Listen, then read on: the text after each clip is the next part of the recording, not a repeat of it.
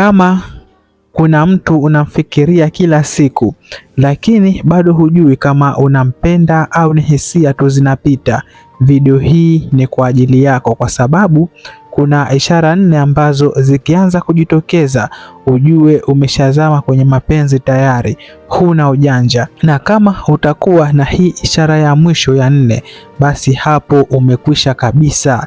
Twende sawa. Ishara ya kwanza inaonyesha kwamba huyo mtu unampenda na moyo wako umeshatekwa tayari, ni kwamba huwezi kumtoa akilini mwako, huwezi kumtoa kichwani mwako, hata ukiwa bize, hata ukiwa unasoma au unaongea na watu wengine. Yaani ghafla tu unajikuta unamfikiria, basi ujue kwamba wewe umeshazama naye kwenye mapenzi. Sio kwamba unataka kumfikiria, hapana. Ni kama akili yako imeamua yenyewe, huyo mtu lazima uwe unamfikiria. Unaweza kuwa uko bize kabisa, labda uko kazini au unaangalia kitu muhimu, halafu ghafla tu jina lake au sura yake inaingia kichwani mwako bila hata wewe kutaka. Yaani unajaribu kujirudisha kwenye kile ambacho ulikuwa unafanya, lakini bado akili yako inaonyesha sura yake, bado akili yako inaitaja jina lake bila ya hata wewe kutaka. Hata ukiamua kufocus na mambo mengine, bado yeye hawezi kutoka kwenye akili yako. Na kitu cha ajabu ni hiki hapa, wewe mwenyewe huwa huchoki kumfikiria. Kwa kawaida vitu ambavyo vinajirudia sana huwa vinachosha, lakini kwake yeye huwa hachoshi kabisa. Kila ukimfikiria ni kama akili yako inapata utulivu fulani hivi. Sasa ukiona hivi, ujue kabisa kwamba wewe umeshazama, huna tena ujanja. Na hiyo ni ishara ya kwanza tu ya wewe kuzama pole pole bila wewe hata kugundua. Lakini bado hiyo sio kali kama hii ishara ya pili inayofuata. Ishara ya pili inaonyesha kwamba tayari moyo wako umeshatekwa, ni kuwa unamuota na unakumbuka vitu vidogo vidogo kuhusu yeye.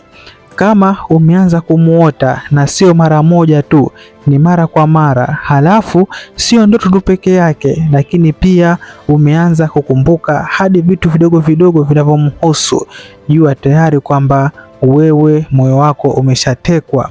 Yaani unakumbuka kitu alichosema wiki iliyopita, au namna alivyokuwa anacheka, au unakumbuka hata vitu vingine vidogo vidogo ambavyo kwa kawaida kwa mtu mwingine ungevipuuzia, ila kwake yeye bado vinakaa kichwani. Ukiona hivi, jua kwamba wewe tayari umeshazama kwenye mapenzi na huyo mtu, moyo wako tayari ameshauteka. Au mfano mwingine anakuambia kwamba mimi napenda rangi fulani, kesho yake unajikuta unaikumbuka bila hata kujitahidi. Au mfano mwingine anaweza kukwambia mimi napenda ugali kwa samaki, siku inayofuata ukipika ugali kwa samaki unamkumbuka yeye.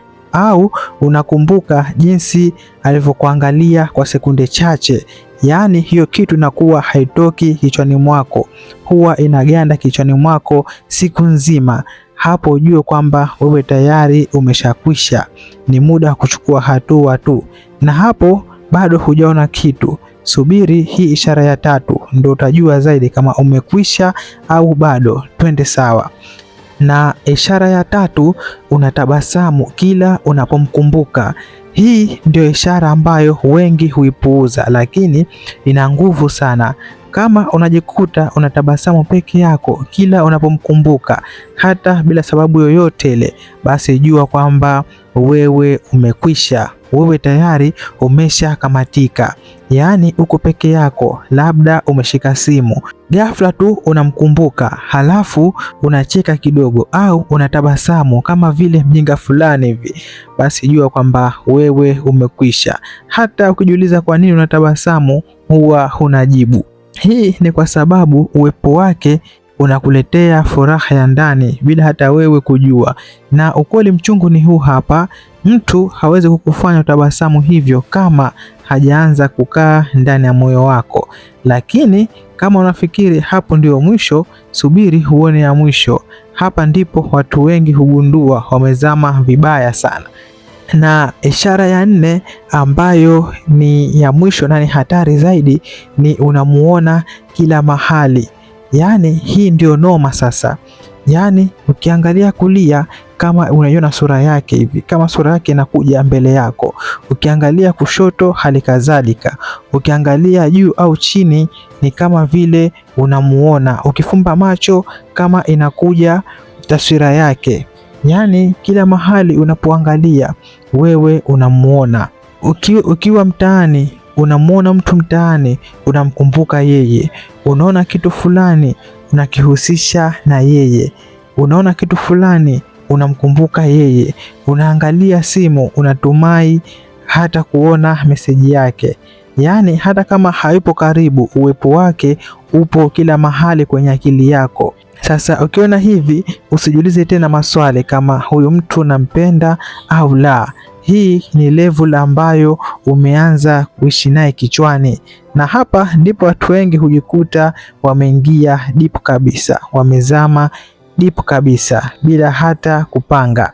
Sasa ningependa kujua, je, wewe unazo ishara hizi zote au hapana? Niambie hapo chini kwenye comment. Na kama unazo, je, ni namba ngapi umefikia wewe?